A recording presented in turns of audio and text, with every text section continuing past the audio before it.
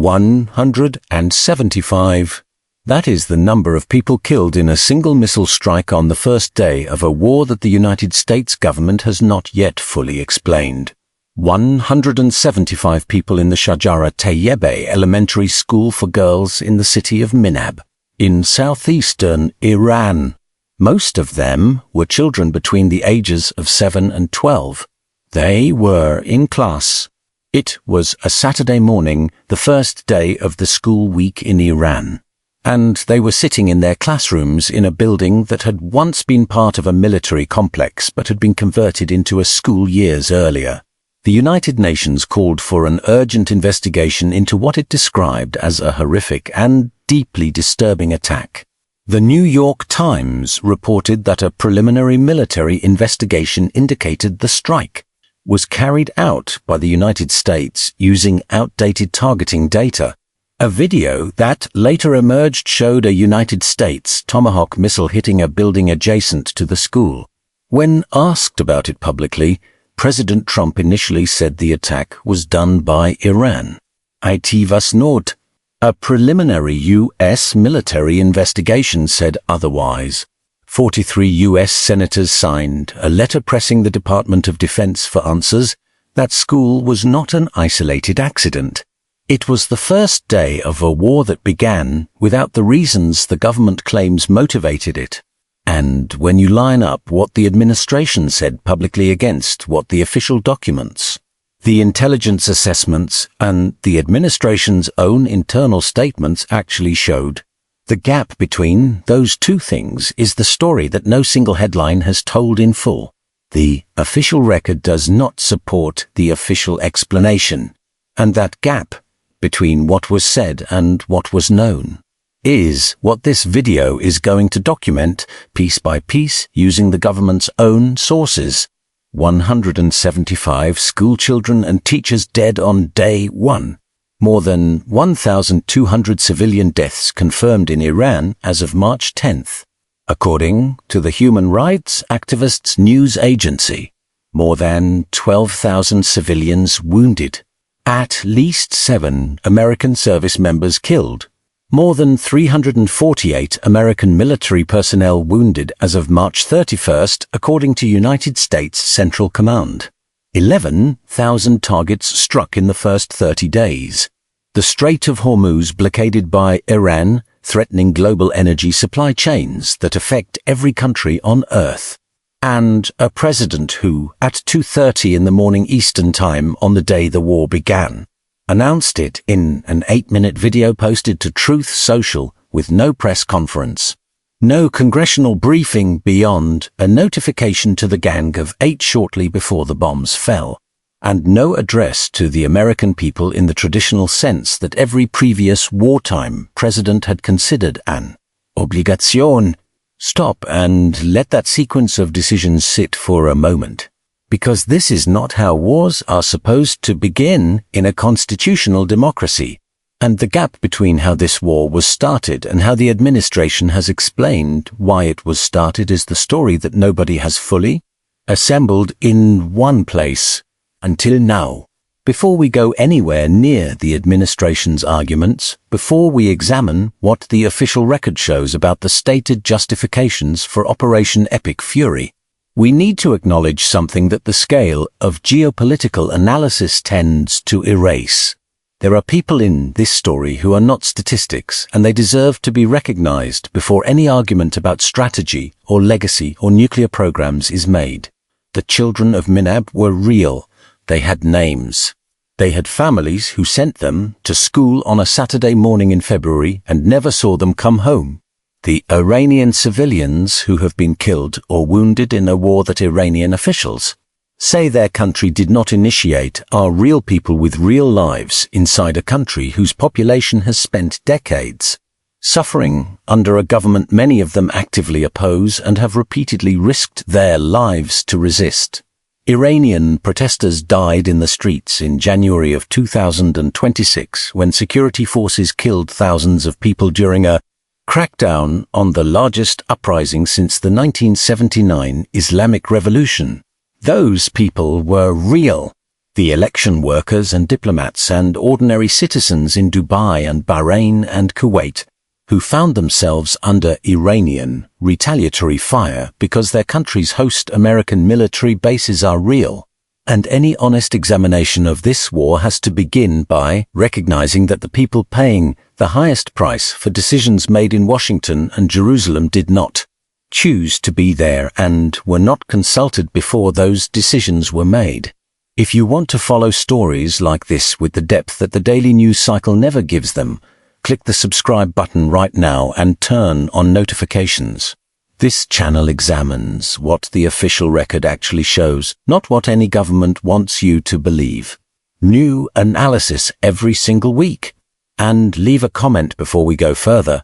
Do you think the administration's stated reasons for starting this war hold up when you look at the evidence? Tell Emma below now. The administration said this was not a regime change war. Secretary of Defense Pete Hegseth said it explicitly at a press conference. Trump's team repeated it to reporters in the days after the strikes began. Multiple administration spokespeople used that exact phrase, not a regime change war, to describe what Operation Epic Fury was intended to accomplish. And then look at what Trump himself said in the very first public statement he made announcing the operation. In the 8-minute Truth social video posted at 2:30 in the morning on February 28th, he told the Iranian people directly, "When we are finished, take back your country. It will be yours to take. The hour of your freedom is at hand." He said that on the same day, in the same communication from the same administration that said this was not a regime change war. Stop and let that contradiction land fully, because it is not a matter of interpretation or political spin. It is a direct, documented, publicly available contradiction between what the Secretary of Defense said the war was about and what the President of the United States simultaneously told the population of the country being bombed. You cannot tell a nation that their hour of freedom has arrived and simultaneously claim you are not trying to change their government. The Council on Foreign Relations, in analysis published on the same day the strikes began, noted that Trump was clear in his first statement that the objective was regime change, and that this marked a profound change in stated American and Israeli goals. Those two statements, the administration's denial of regime change and the president's call for the Iranian people to take back their country, cannot both be true, and the fact that the administration made both of them within hours of each other on the first day of the war is not a communications error. It is a window into the absence of a coherent, unified objective that analysts across the political spectrum have noted repeatedly since the operation began. The practical reality of what regime change by aerial bombardment actually produces is already being tested in real time, and the results are the opposite of what was promised. The Iranian political system was specifically designed to survive exactly this kind of external pressure.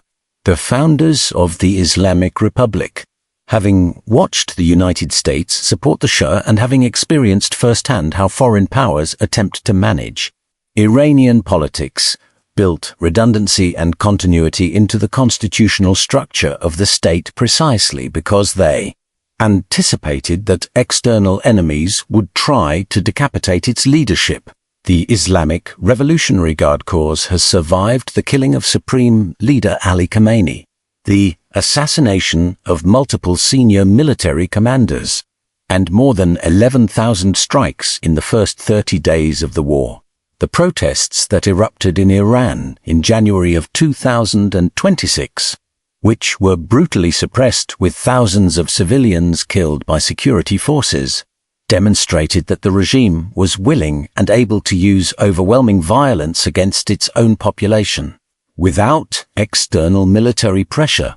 What the strikes have produced inside Iran, according to reporting from Tehran and regional analysts, is a government that has become more repressive in response to the war, not less, rounding up dissidents and anyone who publicly criticizes, restricting movement, and using the existence of a foreign military campaign to justify the exact kind of emergency powers that make genuine political change from within less likely, not more.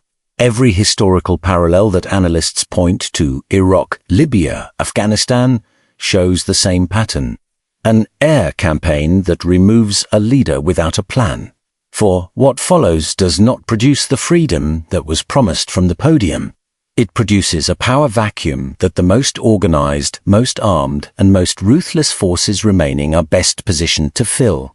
In Iran, those forces are the IRGC, and they are still standing. But the regime change contradiction is only one piece of what the official record shows. Let's go to the missile threat. Because this is where the gap between what was said publicly and what the government's own documents showed is most stark. Most specific in a way. At the State of the Union address on February 24, 2026, just for days before the strikes began, President Trump told Congress and the American public that Iran had restarted its nuclear program and was developing missiles capable of striking the United States, Europe, and American bases overseas. That was the public framing, the imminent threat, the justification for urgency. But here is what the documentary record showed. A report produced by the United States Defense Intelligence Agency, created specifically to make the case for a new American missile defense system, stated that as of mid-2025, Iran had no missiles capable of striking the continental United States, and that it would take Iran until approximately 2035 to produce 60 of them. That report was not produced by Iran's government. It was not produced by an opponent of the administration or a critic of the war. It was produced by the United States government's own military intelligence apparatus for the specific purpose of assessing the actual Iranian missile threat. Its conclusion directly contradicted the public framing used for days before the war began. Additionally, according to reporting that emerged after the strikes started, Trump administration officials had already briefed congressional staff that there was no intelligence suggesting Iran was preparing any preemptive strikes against American targets. And then Secretary of State Marco Rubio, in a public statement that he later attempted to walk back, said that the war had effectively begun because the United States knew Israel was going to strike Iran first and was concerned about how Iran would retaliate against American forces in the region. Stop and process that sequence carefully. The stated justification was that Iran posed an imminent offensive threat to the United States. The Secretary of State's own words described a war that began because America anticipated an Israeli action and was managing the anticipated Iranian response to that Israeli action. Those two descriptions are not different framings of the same event. They are contradictory accounts of who initiated what and why. The government said Iran was the aggressor. The government's own Secretary of State described America acting because of what Israel was about to do. The missile threat argument does not hold up against the administration's own public statements, and neither does the nuclear argument. The nuclear justification requires understanding a timeline that the daily news cycle has almost entirely failed to convey in its complete form. In June of 2025, the United States and Israel launched Operation Midnight Hammer, a targeted military campaign against Iran's nuclear facilities. That operation struck the enrichment sites at Fordo and Natanz and destroyed the metallurgy facilities at Isfahan. After those strikes, Trump declared that the United States had completely and totally obliterated Iran's nuclear program. That was his public statement. That was the official characterization of what had been accomplished. Less than 9 months later, on February 22nd of 2026, just 6 days before Operation Epic Fury began, Trump's chief negotiator Steve Witkoff told reporters that Iran was now only a week away from having industrial-grade bomb-making material and that this was really dangerous. The International Atomic Energy Agency's chief inspector said at the same time that while there were many reasons for concern, there was no imminent nuclear weapon. The IAEA had also reported that since the June 2025 strikes, it had been denied access to the damaged sites, meaning that independent verification of Iran's actual nuclear status was not possible for any outside observer. Iran, for its part, had enriched uranium to 60% purity before the first round of strikes, short of the 90% needed for weapons-grade material, and the IAEA had declared Iran in material breach of the Non-Proliferation Treaty in June of 2025. That is serious, and it is documented. But the same agency said at the time the 2026 war began that it had no evidence of a structured nuclear weapons program. Here is what makes this timeline so important for understanding what actually drove the decision to go to war. In the weeks immediately before the February 28th strikes, Iran and the United States were not at an impasse. They were actively negotiating. Iranian Foreign Minister Abbas Araghchi stated on February 25th, 3 days before the bombs fell, that a historic agreement to avert military conflict was within reach. There had been 3 rounds of talks in February alone. According to multiple reporting sources, Iran was prepared to make major concessions on its nuclear program that analysts described as more favorable to the United States than the original JCPOA that the Obama administration had negotiated. The Trump administration chose not to announce a deal. It announced a war. The intelligence record, the IAEA's own assessments, and the documented existence of active diplomatic negotiations at the exact moment the bombs fell all point toward the same question: was the nuclear threat an honest justification for a war that had already been decided? Or was it the rationale that was constructed and presented to the public after the decision was made? 3 official justifications, 3 documented contradictions. The regime change claim contradicted by Trump's own words in his first public statement. The missile threat claim contradicted by the DIA's own classified report and by Rubio's public statement about anticipating an Israeli action. The nuclear urgency claim contradicted by the IAEA's assessment and by the existence of active negotiations described as within reach of a historic deal 3 days before the strikes began. That pattern matters, not as an abstraction, but as a factual record of a government that could not keep its own story consistent about why it started a war. And a government that cannot keep its story straight about the reasons for a war is a government that is obscuring the real reasons. Those real reasons are visible in the documented record if you look at the right places. Now here is the detail that should be at the center of every conversation about this war and is instead buried in footnotes and in the middle sections of long analytical pieces that most people never reach. On February 23rd, 2026, 5 days before Operation Epic Fury began, Israeli Prime Minister Benjamin Netanyahu called Donald Trump. The purpose of that call, according to reporting, was to inform Trump about an upcoming meeting between Supreme Leader Ali Khamenei and his top advisors, including the location where that meeting would take place. 5 days later, on the first morning of the war, Ali Khamenei was dead, killed in a strike on that meeting. Stop, let that sequence land completely before moving on. Netanyahu called Trump with a location. 5 days later, the person who would be at that location was killed in a strike. That is not a government that stumbled into a war because of a missile threat or a nuclear program. That had suddenly become unacceptably dangerous. That is a government that received intelligence from an ally about the precise whereabouts of a foreign head of state and made a decision about what to do with that information.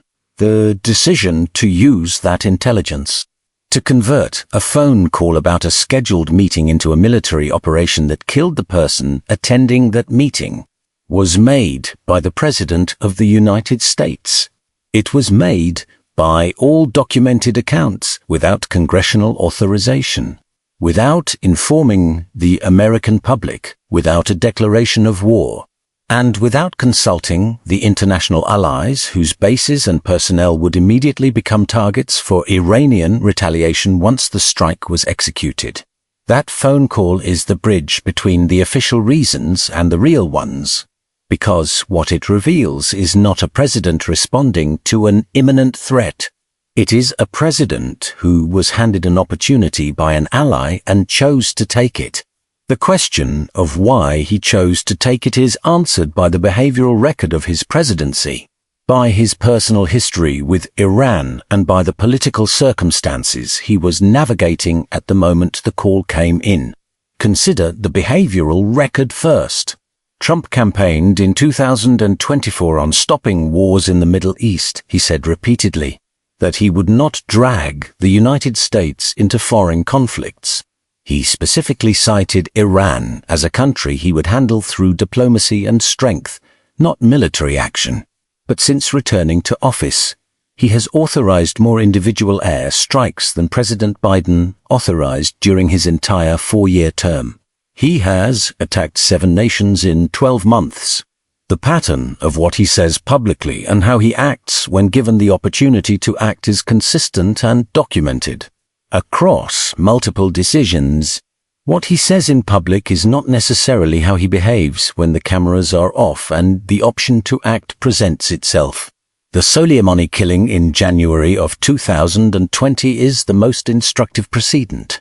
Trump was told by his senior military and intelligence advisors that assassinating Qasem Soleimani, the commander of the IRGC's Quds Force and one of the most senior figures in the Iranian government, could lead to a major regional conflict or worse. He disagreed with that assessment, ordered the strike over the objections of his advisors. And when the anticipated catastrophe did not immediately materialize in the form of a full-scale Iranian military response, he drew from that experience a lesson that proved more consequential than any briefing he had received. That his instincts were more, and said bold. Unilateral action produced results that careful deliberation did not. That lesson has shaped every significant military decision he has made since. Give a president with that experience a second term, removes a re-election constraint that moderates second-term presidents' willingness to take risks. Surround him with advisors who were selected specifically because they do not push back against his instincts, the way his first-term advisors did.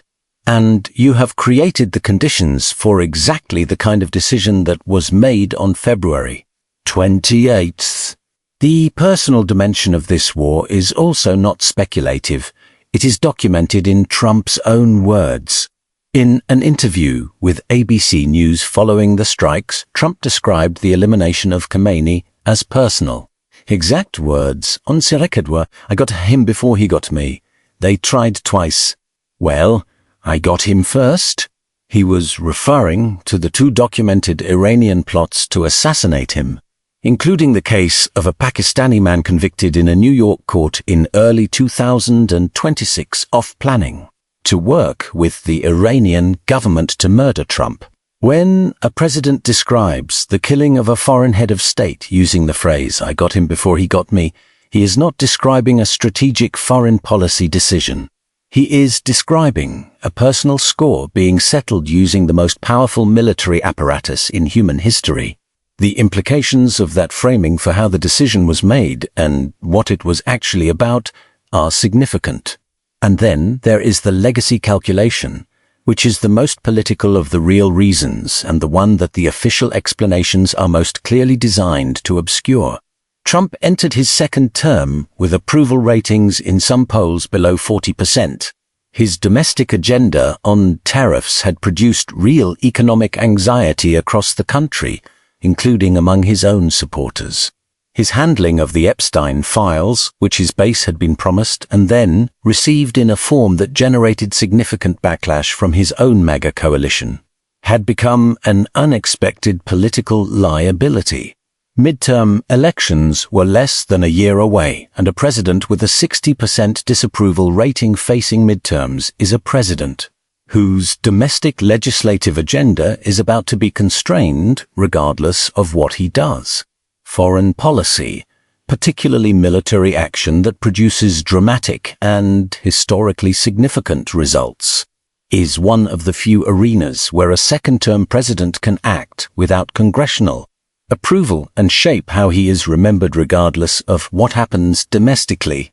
Senator Lindsey Graham, one of Trump's most consistent supporters, called Operation Epic Fury a 21st century Berlin Wall moment and compared Trump and Netanyahu to Churchill and Roosevelt.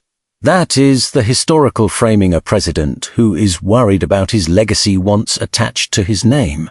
And it is not incidental that one of the president's most prominent political allies chose that framing immediately and publicly. For Netanyahu, the calculus is different in its specifics but similar in its structure. For his entire political career, Netanyahu has described the Iranian regime as an existential threat to Israel and has pursued its elimination as his central strategic objective. This is an election year in Israel, a major joint military campaign against Iran's leadership, conducted with full American support, strengthens his political position at home at the precise moment he needs it most. He has been issued an International Criminal Court arrest warrant for alleged war crimes committed against civilians in Gaza with American military support. He faces active corruption charges in Israeli courts. He faces a national inquiry into the catastrophic security failures that preceded the Hamas attacks of October 7th, 2023. A war that positions him as a Churchill-like figure rather than the man who presided over the greatest intelligence failure in Israeli history is not just strategically useful for Netanyahu. It is personally essential for his political survival. The Carnegie Endowment for International Peace noted in analysis published in March of 2026 that Netanyahu's preferred approach is what regional analysts call mowing the grass, maximizing the number of targets struck, weakening Iran militarily and economically for the foreseeable future, and sustaining the conflict long enough to ensure Iran can no longer function as a regional counterweight to Israeli power. That approach does not have a defined endpoint. It does not have a day after plan. It is designed to continue, not to conclude. 3 weeks into the war, the endgames of the United States and Israel were visibly diverging in ways that senior analysts noted publicly. Trump appeared to be pursuing something resembling the model he had used in Venezuela: eliminate the leadership, align with a pragmatic insider willing to cooperate with Washington, and secure access to Iran's enormous oil reserves, which represent the 4th largest proven reserves on Earth. Netanyahu appeared to be pursuing maximum sustained degradation with no defined endpoint, a conflict designed to keep Iran fragmented, weakened, and incapable of projecting regional power for the foreseeable future, regardless of what that means for the stability of the surrounding region or for the lives of the people living in it. Those two objectives are not compatible. The gap between them was already producing visible friction over specific targets. The pace of negotiations with Iranian officials and who would define what a successful outcome looked like. A war that two allied governments started together is now producing two different visions of what winning means, with no mechanism to resolve the disagreement between them. The cost of this conflict is measured in the people who never had a say in any of it and who are paying the highest price for decisions made in offices they will never enter. The children of Minab were killed on the first day of a war whose stated justifications contradicted each other before the smoke had cleared. At least 1,245 civilians were confirmed dead in Iran as of March 10th, with more than 12,000 wounded. 6 American service members died in a single Iranian retaliatory strike on an operations center in Kuwait. The Strait of Hormuz was blockaded, disrupting global energy supply chains that reach far beyond the battlefield and affect ordinary people in dozens of countries, who have no connection to any of the governments involved. Gulf states that had hosted American military bases for decades as a source of security found those same bases becoming the source of their insecurity. As Iranian missiles and drones struck Bahrain, Kuwait, Qatar, Saudi Arabia, and the United Arab Emirates, the U.S. Embassy in Kuwait was hit. The U.S. consulate in Dubai was struck by an Iranian drone. And inside Iran, a population that had spent years risking their lives in uprisings against the Islamic Republic found themselves caught between a foreign military campaign and a domestic government that became more repressive in response to the war, rounding up dissidents and using the emergency conditions to consolidate exactly the kind of authoritarian control the protesters had been trying to dismantle. Former Iranian Crown Prince Reza Pahlavi publicly asked Trump and Netanyahu to target the military while sparing civilian infrastructure, because, in his words, Iranians will need it to rebuild their country. There is no evidence that request influenced operational planning in any documented way. The most revealing single statement in the entire public record of this war came from the president himself, unprompted, in a response to a question about who would lead Iran after the campaign. Trump said, "Most of the people we had in mind are dead. Pretty sure we're not going to know anybody." A president who starts a war with regime change as a stated objective and then acknowledges in public that the people he had identified as potential replacement leaders were killed in his own strikes is a president who did not have a plan. He had an operation. He had a phone call with a location. He had a personal score. He had a legacy calculation. And he had a war. What he did not have, by his own inadvertent admission, was a coherent vision of what came next. The war is ongoing as of the date of this recording.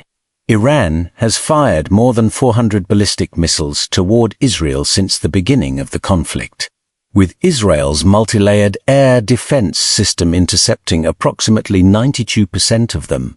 17 Israeli civilians have been killed and more than 4,000 injured. Iranian missile and drone strikes have targeted locations linked to American forces in at least 10 countries across the region. The pace of Iranian launches has declined by approximately 90% from peak levels, which the Pentagon cites as evidence of military effectiveness. Iran's foreign minister has said publicly that his country did not ask for a ceasefire and is fighting for survival. 69% of Americans, according to a CBS News poll taken after the strikes began, said Trump needs to get congressional authorization to continue military operations. A majority of those polled said the administration had not provided a clear explanation of its objectives. There is no publicly articulated endgame that a bipartisan majority of policy analysts considers coherent. There is no credible post-conflict political structure being built in Iran. There is no international coalition of allied governments providing legitimacy to the operation. The United Nations Security Council passed a resolution condemning Iran's retaliatory strikes. The United Nations Secretary-General condemned the original American and Israeli strikes.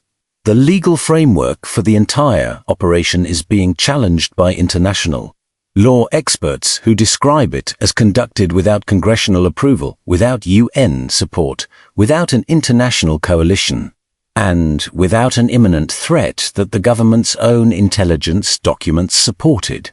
Expert analysts who have studied Iran for decades have consistently noted that the Iranian people's chances of achieving the representative government they have been risking their lives to demand have been set back, not advanced, by foreign military intervention of this kind. History shows the same result repeatedly. Regime change imposed from outside without a plan for the day after does not lead to freedom. It leads to chaos, civil war, or a new authoritarian structure built on the ruins of the old one. The people most likely to benefit from the destruction of the current Iranian government are not the protesters who were killed in the streets in January. They are the most organized, most ruthless, most heavily armed factions remaining. The same factions that previous American military interventions in the region empowered rather than eliminated. 175 people were killed on the first day in a girls' elementary school by a missile using outdated targeting data. In a strike the President of the United States initially denied and attributed to the other side. 3 official justifications have been contradicted by the government's own documents. A phone call between Netanyahu and Trump 5 days before the war began provided the location of the man who would be killed when the war started. The decision that followed that phone call was made by one person, without Congress, without international allies, without a plan for the day after, and announced to the world at 2:30 in the morning in a video on social media. That is the documented record of how this war began and what it has produced so far. The question of what it ultimately creates when it ends for the people of Iran, for American credibility in the region, for the stability of the Gulf states, for the cost in American lives and resources, is a question that no government involved has yet answered honestly or specifically. The people waiting for that answer are not in Washington or in Jerusalem. They are in Tehran. They are in Minab, in the families of the children who did not come home from school. They are in the Gulf states now under fire. And they are in the homes of the American service members who have already paid the cost of a decision they were never asked about and never had a chance to question. That answer has to come from somewhere. And right now, the people with the power to provide it seem far more interested in the legacy they are building for themselves than in the world they are leaving behind for everyone else. If this analysis gave you something the headlines never do, hit the like button right now and subscribe. We are tracking every development in this conflict in real time, including the diverging American and Israeli objectives, the status of any ceasefire negotiations, and the human cost that the daily news cycle keeps burying inside the larger numbers. Drop a comment and tell me, do you think there is any version of this war that produces a stable and genuinely better outcome for the Iranian people? And share this with someone who is only hearing the official explanation, because the documented record assembled in one place tells a very different story.